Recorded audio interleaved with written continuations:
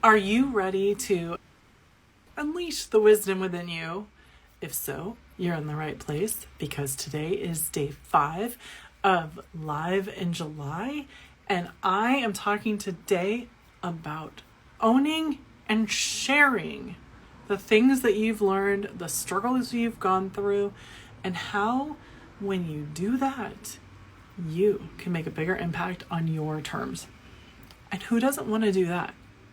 Who doesn't want to make a bigger impact and share the lessons and the valuable information that you have with others who can learn from you? Because as people are afraid or hesitant or don't want to get on video and don't want to talk about the struggles that they've gone through or don't want to talk about the things that they've learned, there is an entire group of voices that are being silenced and that information being lost. Because imagine how much more valuable that information that you have, those experiences that you've gone through, can be to people when you take the time to share. Because that's part of it, right? Let's help the people coming up behind us. Let's help others have an easier path and an easier experience when we can help them learn from what we've already gone through. I love that. So what is stopping people from sharing their voice? What is stopping people from sharing those experiences and those struggles? What is stopping you if you're not doing it? What's stopping you and holding you back from sharing your experiences and your struggles? What are the things that someone else can learn from you that might make their day, their life, their career, their business easier? Some of the barriers is fear of criticism. Who do you think you are? If you've gone through that, why would you be trying to teach me this? Or why would you be trying to run a business if you've struggled with this XYZ? That criticism, that imagined criticism that come from those imaginary people, those people, what does that do? Who is that stopping? Who is that holding back?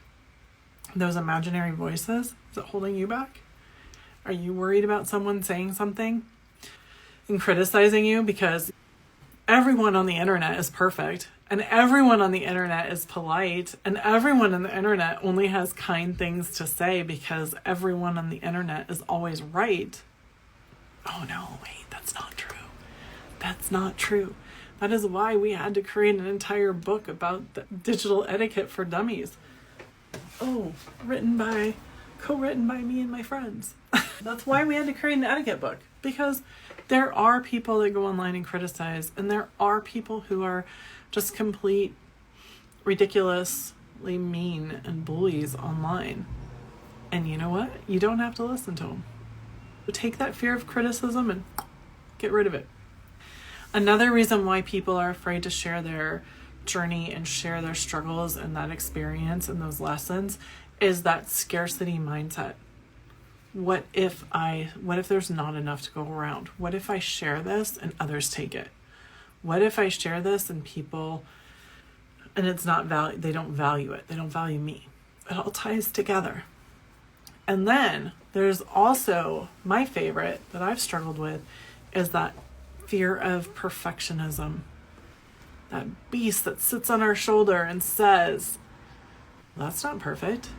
It's going to notice that person's doing it already better than you could do it. This has already been done. People already know this. One of the things when I first started my business that I really struggled with is the idea that how do I know what have I done that I can help people with? I struggled with the idea of everyone was already doing it or everyone was doing it better. And that I had so much to learn because coming from that executive position and then of a larger company and trying to help individual businesses, I was struggling with that disconnect about how formal to make things, what things needed to be, what did they need to look like, and how can I best help someone get to the quickest results fastest. And I didn't necessarily believe that what I could do was the right way to go about it, or what I could do was going to be perfect, and perfect what they wanted, and perfect what they expected, and perfect for whomever these rules and these gods of perfection would need and would be. It wasn't until I started doing the work, it wasn't until I started actually seeing the results of what I could bring and what I could offer that I started to let go of some of that, because there is no need to be perfect. Things don't have to be perfect when you start them, because you're starting them. Things don't have to be perfect when you decide to sell it. Things don't have to be perfect, period. Things don't have to be perfect, because perfect is boring. And people aren't paying for your perfection. They're paying for your perspective. They're paying for your opinion. They're paying for the thing that makes you, that can help you solve their problems. Because they build that trust and that rapport. And they know and trust you. So they are asking for your help, not because you're perfect. And when I was in that state of trying to be perfect and watching people who were 22 make videos about things they just learned while I was teaching classes on the topic at a university at a master's level program, I was really struggling, because who are they to go and tell people what to do? You know what? They were audacious and they were bold, and they didn't know what they didn't know, so they didn't care. They were excited they learned something new. And somewhere in there, as I got older, I lost that excitement and that desire to share. And I still get excited about sharing what I do, but I tended to keep it like one-on-one for clients and things like that, because I was worried about not being seen about as perfect. So one of the things I was listening to, and I happened to hear this, and it was very much true, and especially because I was a professor at the time, I was listening to a podcast, I believe it was, and they were talking about how the student, for example, or the 22-year-old will be excited to learn something and 10 minutes later make a video about it or share their expertise because they're excited to have it. And in the meantime, you have the bitter professor, who was me in this scenario, in case you didn't quite catch on, but this was still like what the podcast was saying. You have the bitter professor at home watching these videos and saying, who are they to make these videos? I knew that already. I learned that 10 years ago. This isn't new information. But you know what? It's new information to them. And they can make these videos and they can share their knowledge out there. And therefore, because they're doing it and they're telling people they know these things and they've experienced them, they become the experts. No one cares if you're an expert if no one knows that you're an expert.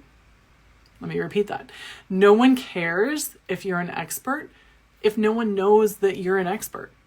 If you don't tell anybody or share your knowledge or share your expertise or the things that you've learned along the way, how can you expect people to know?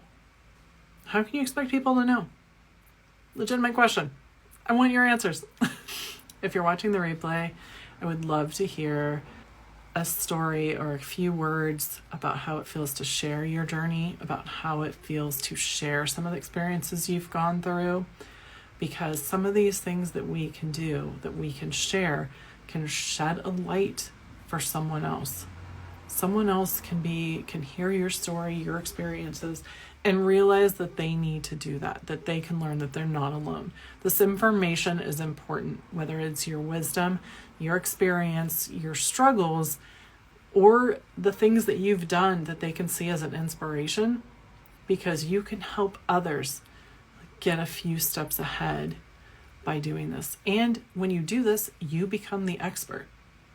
You become that trusted advisor.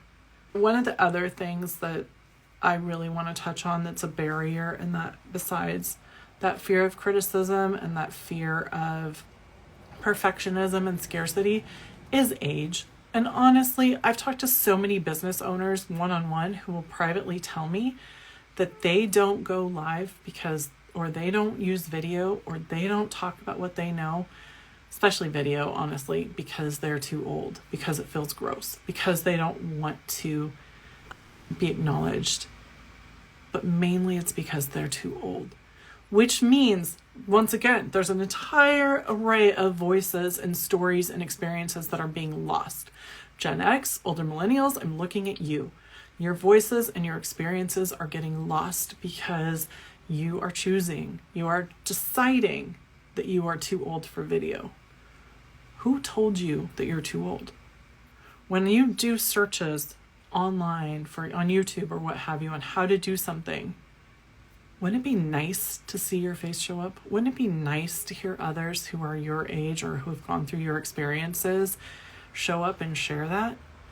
I will be one of the first, not the first person to say this obviously, but one of the things when I was in Canvas that I noticed in going to the events is that it felt like the pre-.com era. It felt like that .com era before the bubble burst.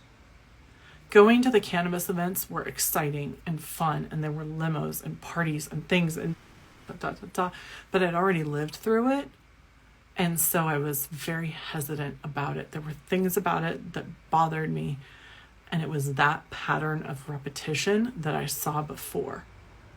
And that's something I think we need to pay attention to, because if you don't have those experiences or if you don't know what to look for, that's going to get lost, and that information and experiences are going to get lost. Those struggles of what it led to, of everyone I know being laid off time and time again, are going to get lost, because now when it happens again, or if it happens again, or when it happened again, those things, like, you have people who are lost who don't know how to get out of that because they think they're the only ones. But you know what? They weren't. It happened before and it'll happen again.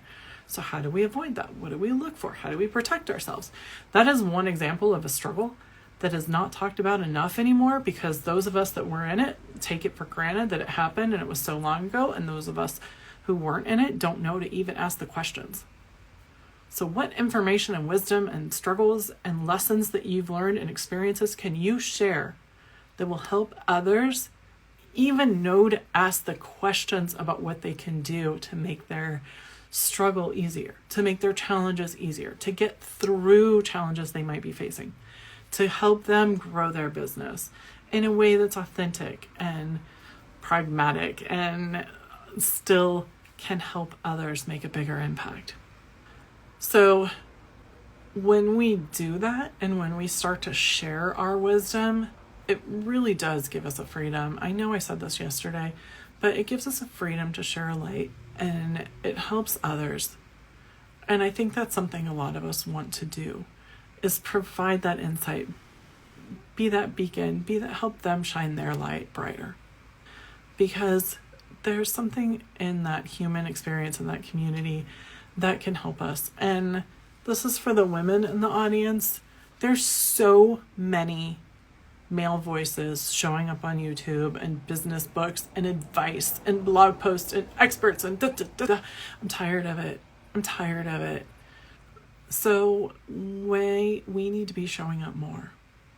As a woman leader, as a business owner, as an unapologetically driven woman business owner, we need to share our voices, our stories, our struggles, our challenges, our experiences, the things we've learned, and our advice. Because if we can help others behind us, other women coming up behind us, it'll help us grow. It'll help all of us. And so the freedom that comes when we start talking about things can make a big difference. And it can be the difference that makes the difference. So if you're trying to figure out how to share your wisdom or share your insights or what your insights look like or what to talk about or how to talk about what you do and your experiences in a way that is not slimy or gross but feels authentic and aligned with you and your values, let's talk. Because I can help you uncover your values and really help hone in on what those key things that you bring are and what are those experiences and how do you talk about them. Because this ultimately starts to help you create your personal brand, and it helps you make a bigger impact in the world. With that, I'm going to ask you to start to share one thing that would inspire you, or one lesson that you can share, one thing you've gone through, one challenge or struggle you've overcome and one thing that you've learned that can help other people. I don't care if you share it in a blog post. I don't care if you share it in a video or if you share it in a reel, a TikTok, a story, what have you. But just share that, something, pick something and share it, because you don't know who can be inspired or learn from it. It's day 5 of Live in July. Thanks for joining me.